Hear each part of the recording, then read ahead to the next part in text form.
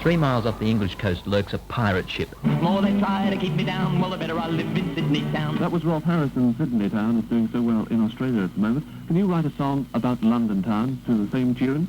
If you can, you may win the first prize, and the first prize in this competition is a magnificent one, a night out on London town at the Australian restaurant in company with Mr. Rolf Harris himself. The ship's broadcasting activities are controlled from Caroline House in London's West End by Australian Alan Crawford. I felt that the BBC monopoly was far too severe a handicap, so of course being an Australian I wanted to change it. The station's copy is written by Bob Larkin from 7HO Hobart. One of the ship's announcers is Colin Nichol from 6KY, that's in my hometown Perth. Ex-Sydney radio man Ken Evans is the program director.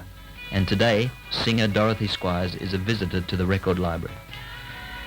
Assisting Ken is Marianne Cochran from 2SM in Sydney and Dorothy White from 2GB. And anything illegal is slightly illegal is very exciting. There's always a surprise element of not knowing what is going to happen next. I know a place called Caroline. The good guys are swinging there all the time.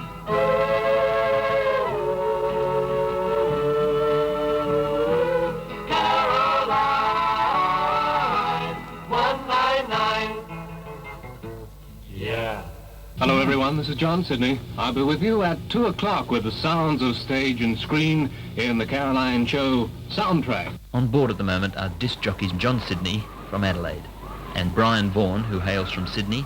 You get used to the life out here and then you kind of live it up when you go back to London. It's a terrible thing to say really, but I prefer the life in England. I've been here for about 3.5 years now and well, apart from the weather, but one gets used to that, I think there's more to do, especially in London. It's time right now for a good guy sure shot on Radio Caroline 199. And this good guy sure shot comes from Solomon Burke. The Bob Dylan tune called Maggie's Farm. I ain't gonna work on Maggie's farm no more. It's a great adventure, you know. I mean, you can go to the studio every day in Australia and it seems to go on day by day. But here you come out on a ship and it's something quite different. And well, I thoroughly enjoy it. And while you're out here, I don't find it boring at all. There's always plenty to do with choosing programs. I practice my guitar and I study French. And I wouldn't do it if I was in London or if I was home in Australia. This is BBC.